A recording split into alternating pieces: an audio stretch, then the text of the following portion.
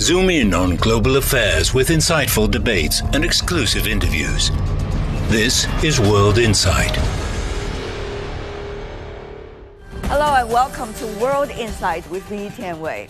China has made headway in scientific research and applied technology thanks to a keen policy on innovation with global cooperation.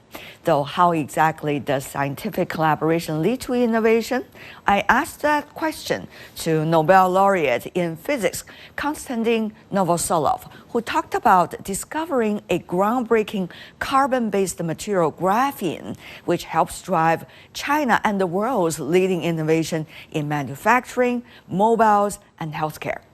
And what more could be done to better adapt to a disruptive tech like AI? I sought answers from James Heckman, the 2000 Nobel laureate in economics. Another top technology, artificial intelligence, of course. I asked Serge Haroche, the 2012 Nobel laureate in physics. He was honored for his groundbreaking experimental methods that enable measuring and manipulation of individual quantum systems. And here are those conversations. How much AI is being used as a tool, as a, let's just say, research companion at this stage for your area? Graphene, of course, is one of the areas you're so well known about, and new materials. Tell me more about that. Well, it's clearly a new tool, and it's a new tool in our instrument box, and it has been proven quite useful for many areas. So there is no point of debating that it can increase our productivity quite dramatically. Now, and that's one of the points, that's one of the things which we would like to use, and we are applying it for a variety of different sectors in my area. So we try to design new materials using AI. We try to predict the behavior of complex materials using AI. The big question, of course, whether we will develop AI up to the point that it will completely replace myself and my fellow colleagues as well. I don't really know. I'm not afraid of that. If it is the fate of science, it's going to be the fate of science, though I don't think it will ever do this. So these days, so of course, graphene was the first two-dimensional material. It's only one atom thick, and yet it has many fantastic properties, and it's really changed the way how we think about materials, but it's also went into many applications. China is leading the way here, so it's the largest producer, manufacturer, and user of graphene. So it goes into your batteries, into your mobile phones, into many areas these days. But these days we are really getting much further, and we try to create artificial materials which didn't exist before. Graphene is being part of that platform. And even further, we try to make our materials not static, but being active materials. So they behave almost like biological systems. They can respond to the environment, to the changes in the environment. They can change their properties. They can adapt somehow. And those such complex materials are very difficult to even describe, but let alone create using our traditional methodologies. So we're really increasingly trying to apply AI for those developments. I should say that it's still a slow progress. It's a complex task, even for AI. So we need to design much more complex AI methodologies for that, but lots of people are working on this.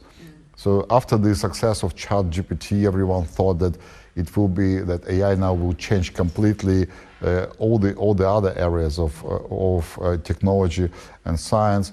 It's not happening. It's much slower than people hope to have, but for me, it's a normal scientific process. Yeah. One is about AGI, whatever that means, right? There are different interpretations of whatever AGI means, whether it had consciousness or not, and things like that.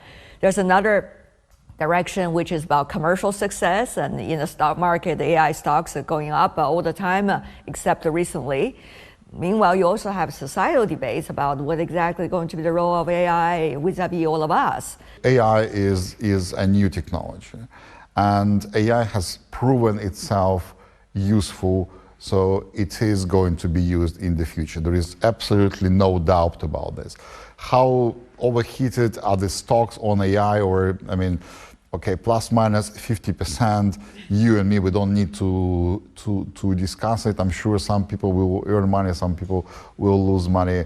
I mean, overall, in the long term, it's going to grow, that's for sure. So I'm sure that, I mean, don't take me, just to take me with a pinch of salt, don't invest immediately into any AI stocks, but I'm positive that it's a useful technology, it's going to grow with time. Is there a danger? Is there social danger with it? Well, unfortunately, yes, some people are going to lose the jobs, but overall, I would say new technology is typically known to create more jobs than people losing jobs. Mm.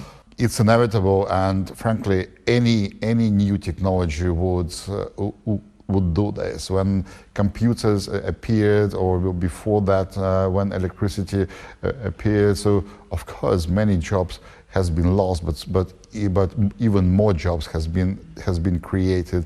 I'm very positive that we will have similar trend with the AI. Tell me more about where we are in terms of our potential of developing materials. Well, first of all, we need to realize that materials are very important for us, for the developments of human being, and the reason why we have quite a reasonable computational power, for example, because we bet on silicon and we know everything about silicon. Silicon is one of the best studied materials, but at the same time, you could see that some technologies get obsolete and sometimes they become so complex that further development becoming more and more costly. So we need to keep an open mind for new materials, for new opportunities, and always look over for those.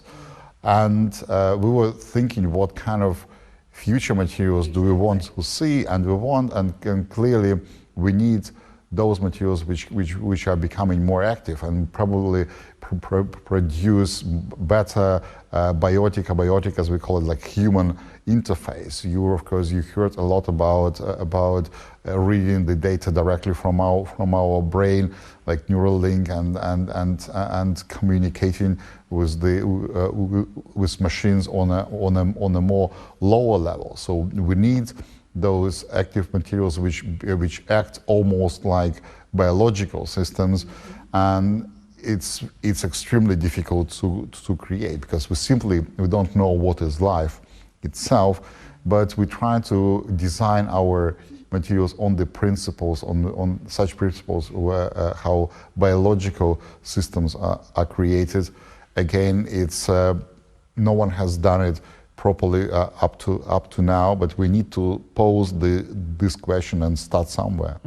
You have been experimenting, by the way, about that, how the biological system actually works and how can we have materials resembling that. Some materials, as biological materials, were harmed. It's likely to recover and grow back. So you're working on that. That really reminds me of the movies that we have seen, science fiction particularly. How far are we from there? What are some of the most important steps you are already discovering lately? Most of our discoveries are very difficult to predict. The only way we can guarantee more or less a discovery is that we set a very ambitious goal and we try to reach it, and on the way we discover something new. You don't know what you're going to discover. You will discover something new. So we have good progress in understanding of those active materials and functional materials. Whether our final goal will be this robot from the Terminator 2, I don't think so.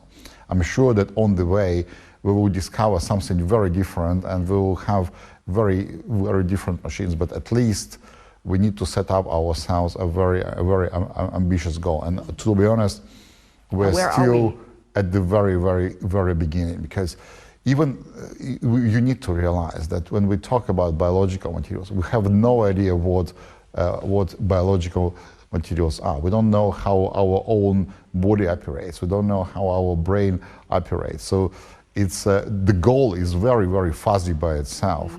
So, but at least we know some basic physical principles where they are, and we're trying to achieve those.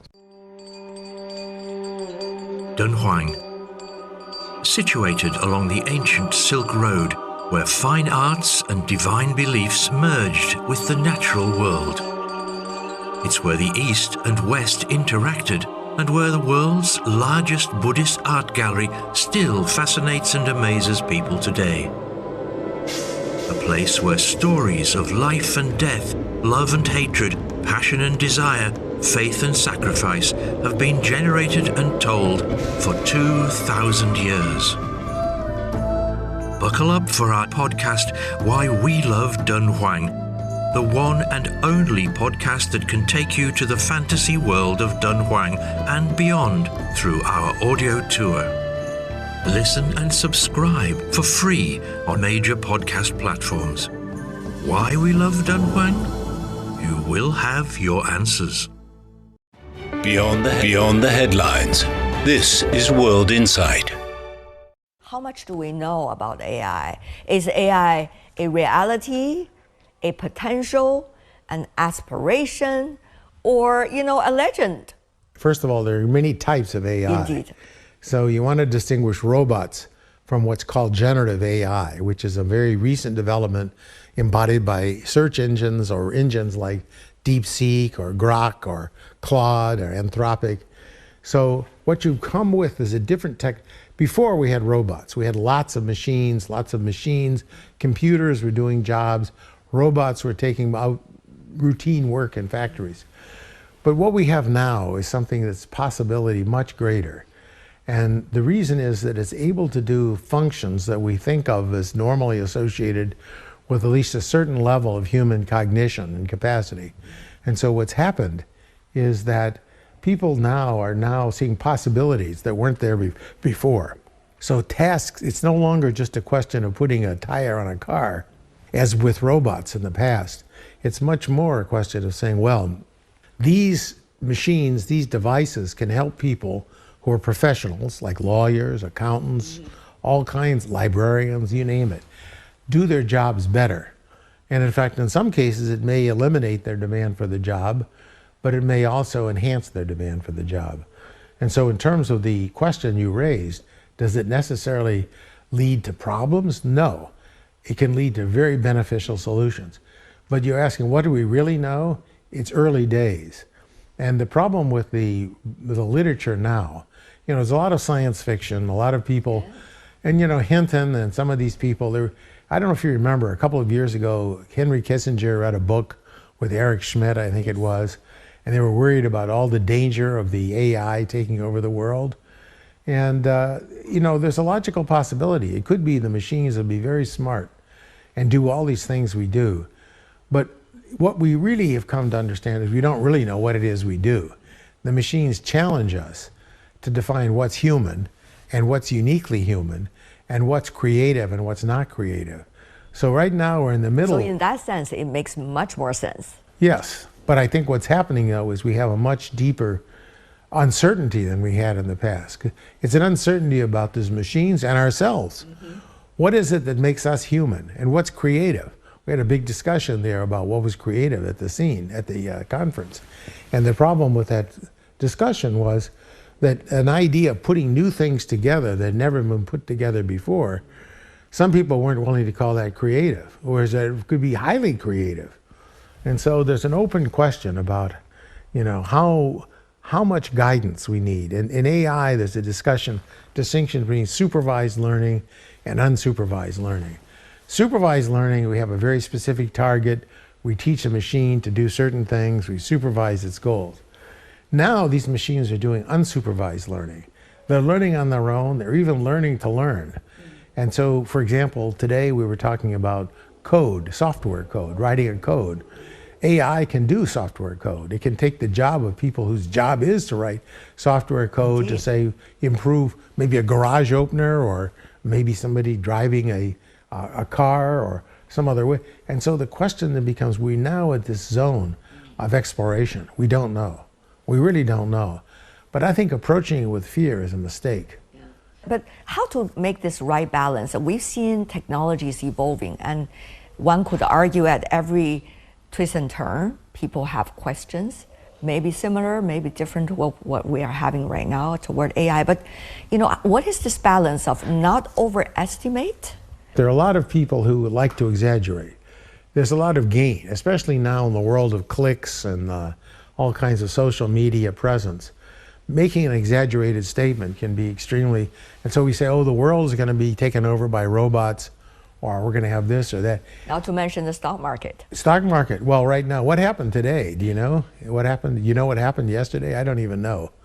It's been going down in terms I know it's of gone AI, down for the a couple concept, the overheating. Well, but it's quote, been this whole discussion of circular trading. Indeed. Where you get NVIDIA and these other companies buying each other's shares, investing in each other.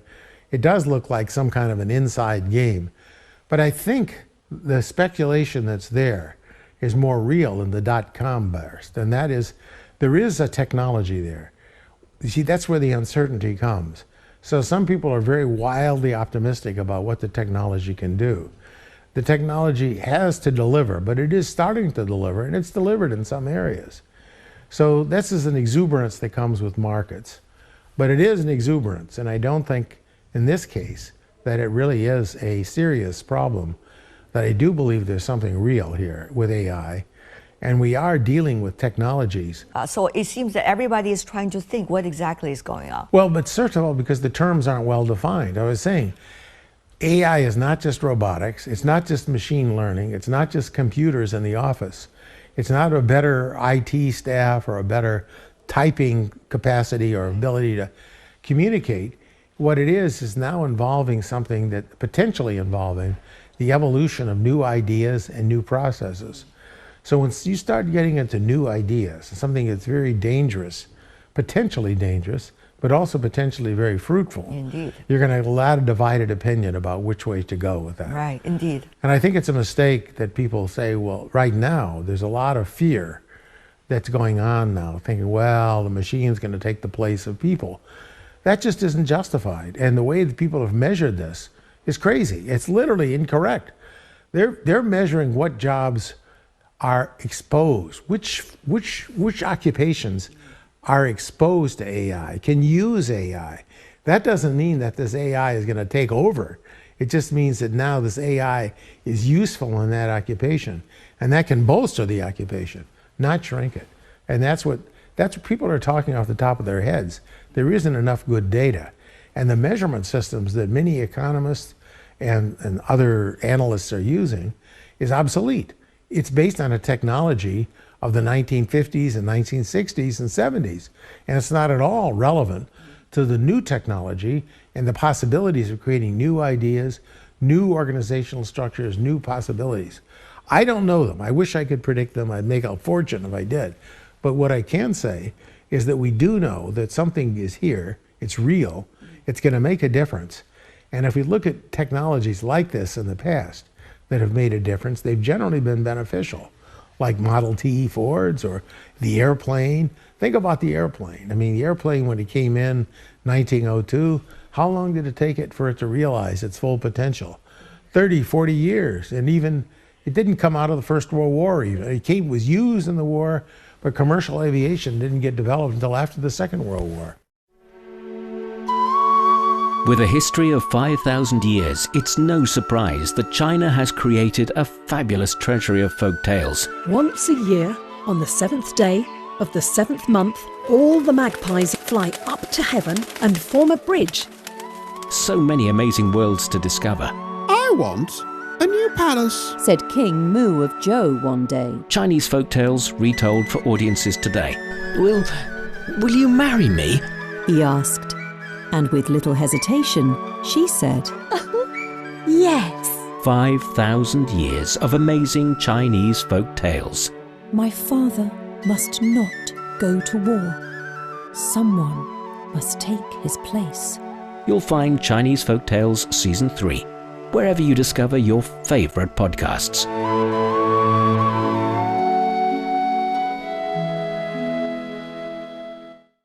Beyond the headlines, this is World Insight. You quote a famous scientist talking about the beauty of being a scientist. To be able to see the world strange and rich, that is the best reward. Tell me, what is the moment for you? That's during my research, I tried to work to isolate single particles, single atoms, and single particle of light, which are called photons, and to observe the strangeness of their behavior, which is quite different from what you have in the macroscopic world. You had to put them in an enclosure, what we call a cavity, to protect them from all the distraction of the environment. And one day we were able to do that and to observe the strange behavior of a single atom with a single photon. And this is at the heart of the interaction between light with matter. At the most elementary level, you need to be able to have a single particle of matter, one atom, interacting with a single particle of light, a photon. And the day we were able to do that and to observe some things that we had predicted but not seen was one of these days when you have this feeling to be the first one to observe something. And I think something which is also important is to be the first one. It seemed to be gratuitous. It does not seem to have any value in terms of money or in terms of recognition. It's like an alpinist who goes at the summit of a mountain to see the world under a different angle. And that's the kind of feeling which was conveyed, I think, in the sentence that I gave in the talk. When did you know that you will be able to measure it? Because atom was rather a very abstract concept, and yet you and your co-workers, for the very first time, be able to do it, to be able to let human beings know exactly what it is and how to measure it. Now, at the time when I started my research, the atom was not an abstract concept. It was clear that the atom existed. They had been seen under different circumstances. For example, in the particle accelerators, you smash atoms one against the other. But this is a very brutal and destructive way to look at them. What we were able to do, not only our group, but many other scientists in the world, was to use the very sensitive tools that we have, the lasers, to manipulate and observe them without destroying them. So it's a different way to access to atoms. It was not the first time they were seen. So the tools which were used in our experiment are lasers, the atomic beams, the fact that we can produce atoms on beams in the vacuum, cryogenics, to be able to go at very low temperatures to avoid the thermal photons which will disturb the system. So all these technologies added up and were used together to be able to achieve this task. And this technology came also very often from quantum physics. For example, the laser was an offspring of basic quantum physics. So what we were experiencing is a kind of virtuous loop. You start with the quantum concepts, which allows you to build machines like lasers, and then the lasers can be used to deepen your knowledge about the quantum system. The other thing related to science, of course, is the competition and cooperation. Yeah. We are in a very different stage of our modern history. So how do you see the relationship between competition and cooperation? Competition should be moderated by cooperation. It's very important to understand that in the time when science was successful, it's because people from different countries were able to cooperate. Even when, I'm talking about the history of Europe, even when European countries were at war, the scientists across the boundaries were working together. Galileo was in touch with Descartes in France. Newton collaborated also with other people. In the 19th and 20th century, even when France and Germany were at war, Einstein had good friends in France and so on. This is very important because science cannot progress without this kind of collaboration between countries. And I think it's very important now that you have geopolitical tensions which raise barriers between China and the West. I think it's very bad. I understand it's very positive to emphasize the progress of China, and that you can be proud in China of the great progress which has been made in science during the last 30 years, but you have also to understand that this progress is linked to the kind of collaboration and cooperation you have between the West and the East, and I see as a big danger the fact that this collaboration is put in jeopardy by the present situation, the present geopolitical situation. That is my latest conversations with Nobel laureates. And that is all the time we have for today. I'm Tian Wei. Thanks for being with us. Bye for now.